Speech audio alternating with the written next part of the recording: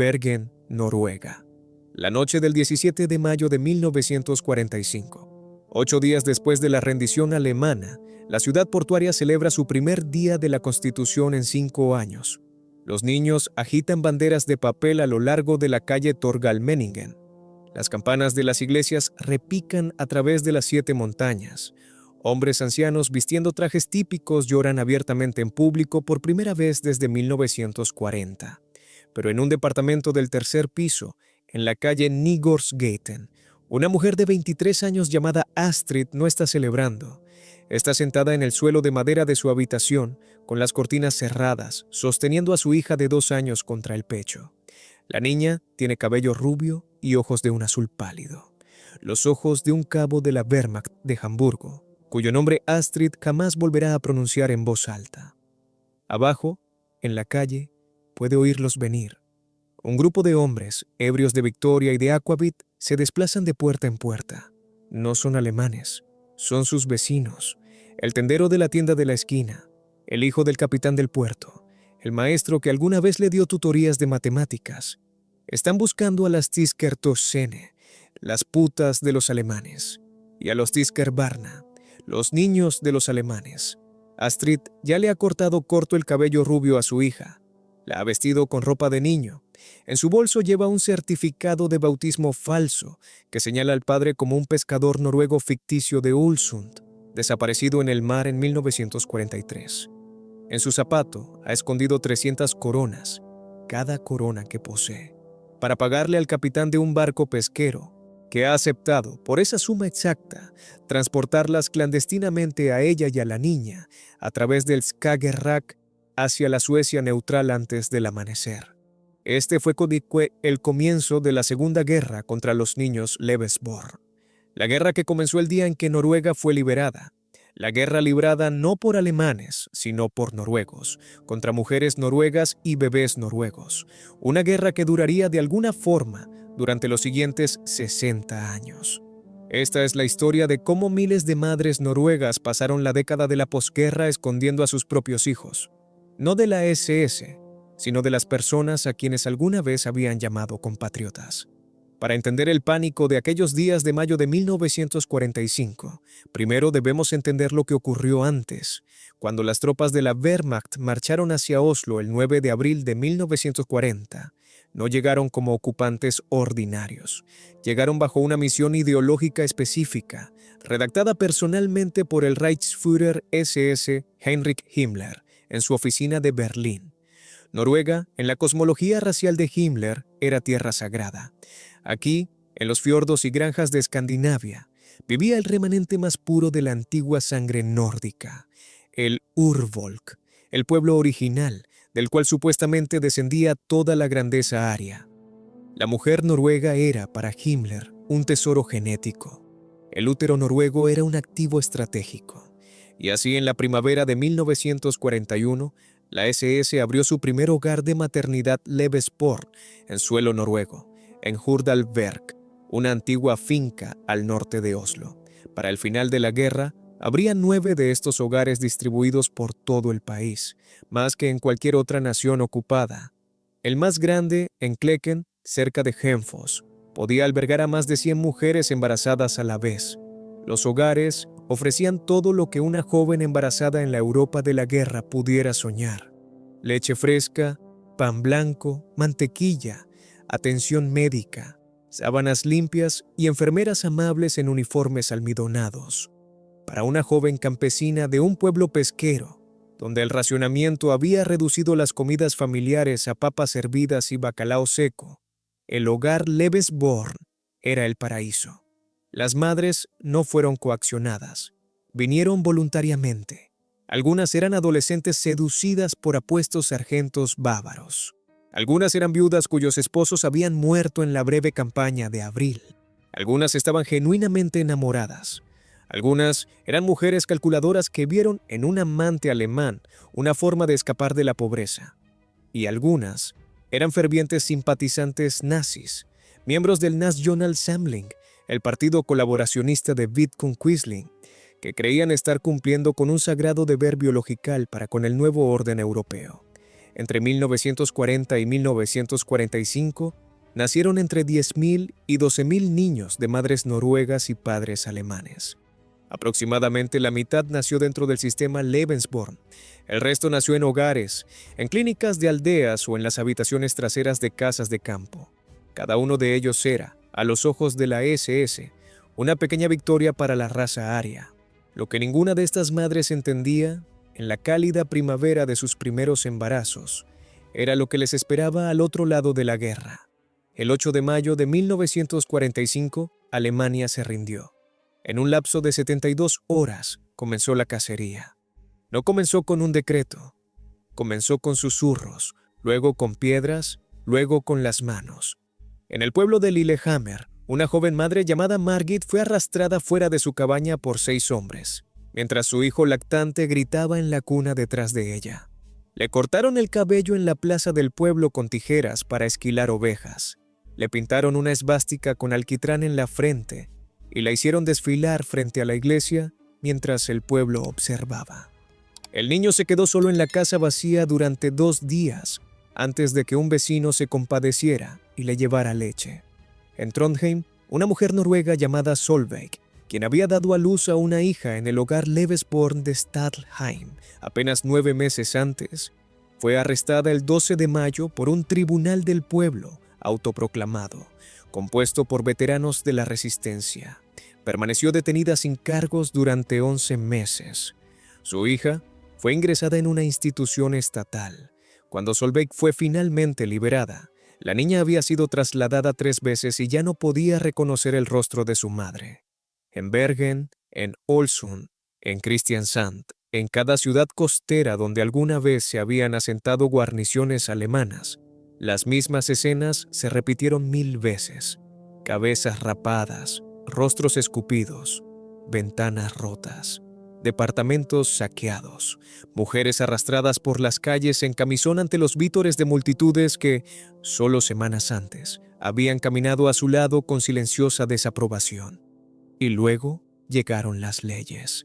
El 6 de junio de 1945, apenas un mes después de la liberación, el gobierno noruego emitió un decreto provisional que despojaba de su nacionalidad noruega a cualquier mujer noruega que se hubiera casado con un ciudadano alemán, con carácter retroactivo. Miles de mujeres se despertaron esa mañana para descubrir que ya no eran ciudadanas del país en el que habían nacido. Muchas fueron deportadas a Alemania, una Alemania derrotada, hambrienta y bombardeada junto con sus hijos, a veces a las 48 horas de recibir la orden. Llegaron a los escombros de Hamburgo o Bremen sin nada más que una pequeña maleta y un hijo que no sabía hablar alemán. Para las madres que se quedaron, la pregunta se volvió simple, terrible e inmediata. ¿Cómo escondo a mi hijo? El ocultamiento adoptó muchas formas. Algunas madres llevaron a cabo lo que los historiadores llaman ahora desaparición documental. Quemaron cada fotografía que mostrara un uniforme alemán. Quemaron las cartas de amor. Quemaron el certificado de nacimiento del bebé emitido por el hogar Lebensborn y lo reemplazaron por uno falsificado, registrando a un padre noruego, por lo general, un hombre que hubiera muerto en la marina mercante o en la resistencia, cualquiera cuya muerte no pudiera ser cuestionada. El nombre de pila alemán del niño, Hans Gerhard Heinrich, se cambiaba silenciosamente por uno noruego. Hans se convirtió en Hans Olaf. Gerhard se convirtió en Gerd. Heinrich se convirtió en Henrik. Identidades enteras fueron reescritas con letra temblorosa sobre mesas de cocina en el verano de 1945. Algunas madres recurrieron a la desaparición geográfica.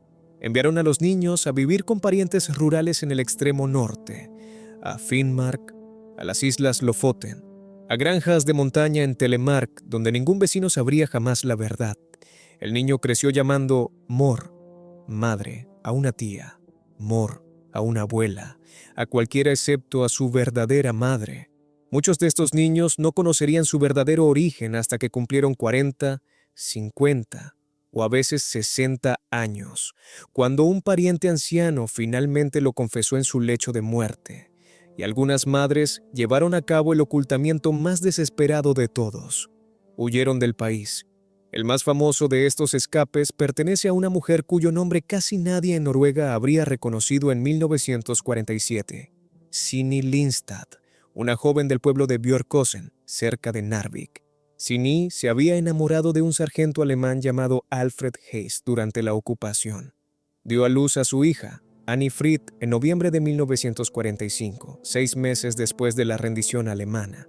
El pueblo se volvió contra ella con tal ferocidad, los escupitajos, las amenazas contra la bebé, la negativa de las tiendas a venderle pan, que para 1947, Sini y su propia madre empacaron todo lo que poseían en un solo baúl y abordaron un barco hacia Suecia.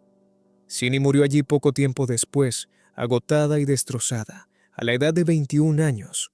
La hija a la que había escondido al otro lado del Skagerrak subiría 3 décadas más tarde a un escenario en Brighton, Inglaterra, vestida de satén blanco, para cantar una canción llamada Waterloo, frente a 200 millones de personas.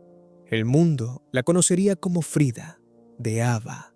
Casi nadie sabría que ella existía únicamente porque su madre había huido de Noruega para salvarle la vida. Cientos, tal vez miles de cruces similares tuvieron lugar en 1945, 1946 y 1947. Algunas madres entregaron a sus hijos a agencias de adopción suecas bajo apellidos falsificados. Algunas los dejaron en los umbrales de orfanatos de Estocolmo, con una sola nota prendida a la manta: «Por favor, aquí la matarán». Algunas se llevaron el secreto a la tumba y los niños crecieron siendo suecos, sin saber jamás que habían nacido en un pueblo de los fiordos al otro lado de una cordillera. Y luego existió el ocultamiento más cruel de todos, el ocultamiento ante el propio Estado. En el otoño de 1945, el Ministerio de Asuntos Sociales de Noruega encargó un informe confidencial sobre qué hacer con los Tiskerbarna, los niños de los alemanes. El informe, redactado por psiquiatras de alto rango del Hospital Gaustad de Oslo, llegó a una conclusión que hoy parece casi imposible de creer. Concluyó que los hijos de padres alemanes eran como clase genéticamente inferiores, deficientes mentales, portadores de sangre nazi, una amenaza biológica para el patrimonio genético noruego.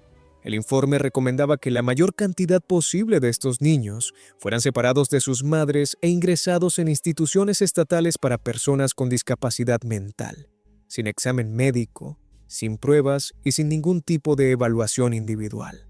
El diagnóstico se determinaba únicamente por la paternidad. En los años siguientes, la recomendación se convirtió en práctica. Cientos de niños Lebensborn, tal vez hasta 1 millar, fueron arrebatados a sus madres por trabajadores sociales noruegos e ingresados en asilos psiquiátricos, donde pasaron su infancia encerrados en pabellones junto a pacientes con discapacidades reales, golpeados por celadores, privados de educación y en algunos casos documentados, utilizados como sujetos en experimentos médicos, incluyendo ensayos con LSD realizados en la década de 1950 en beneficio de servicios de inteligencia extranjeros. Las madres que se enteraron de lo que venía hicieron lo único que pudieron: escondieron al niño.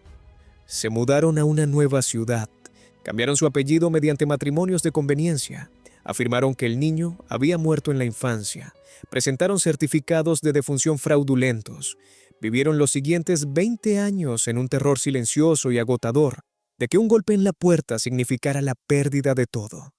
Una mujer llamada Gerd Fleischer, nacida en Noruega en 1942 de padre alemán, testificó más tarde ante el Tribunal Europeo de Derechos Humanos. Su madre la había escondido en un valle remoto durante la primera década de su vida. Cuando el ocultamiento finalmente falló y fue entregada a un padrastro, comenzó el abuso.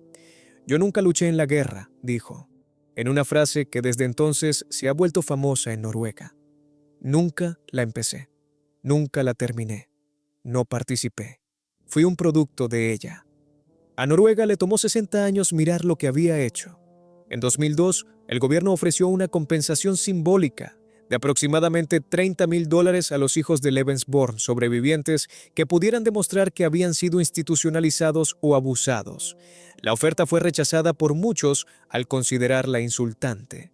En 2007, un grupo de Tiskerbarna Llevó su caso ante el Tribunal Europeo de Derechos Humanos, exigiendo el reconocimiento formal de la discriminación sistemática que habían soportado.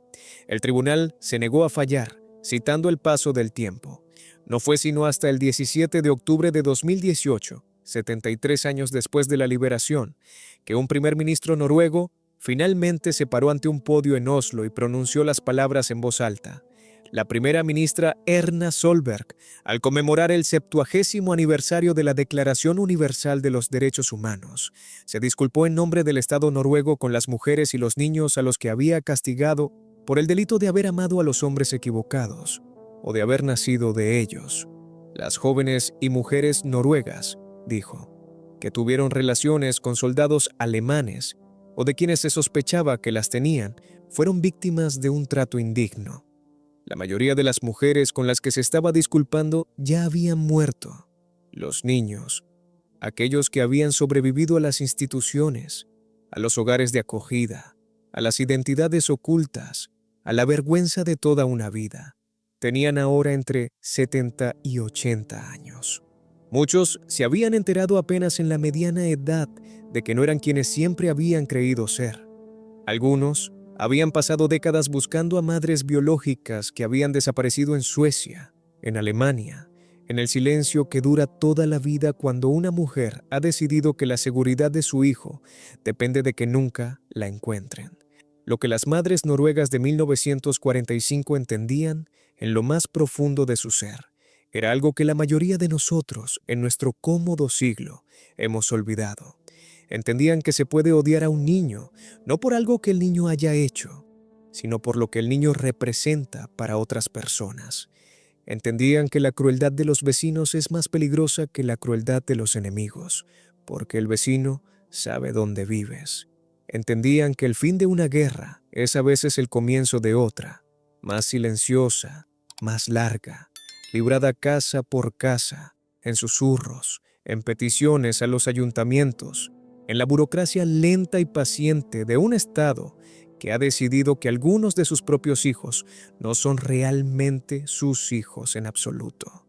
Y por eso los escondieron, les cortaron el cabello, quemaron sus fotografías, cambiaron sus nombres, los enviaron al otro lado del mar, los llevaron a valles remotos y cerraron las puertas con llave. Mintieron durante 40 años, durante 50 años, durante todo el tiempo que hizo falta, para mantenerlos con vida. Algunos de esos niños nunca lo supieron. Algunos se enteraron de la verdad demasiado tarde como para perdonar.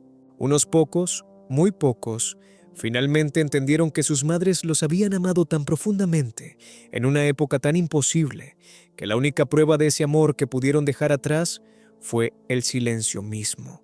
Si esta historia te conmovió, tómate un momento para suscribirte a Nordic War Archives, donde cada semana te traemos las historias humanas olvidadas del frente escandinavo de la Segunda Guerra Mundial. Historias que los libros de historia han dejado fuera, pero que merecen ser recordadas mientras aún haya tiempo. Y en los comentarios de abajo, dinos esto. ¿Crees que un país puede alguna vez enmendar verdaderamente el daño causado a los niños que una vez abandonó? ¿O algunas heridas, una vez infligidas por una nación a los suyos, son simplemente demasiado profundas para que cualquier disculpa las cure? Leemos cada comentario.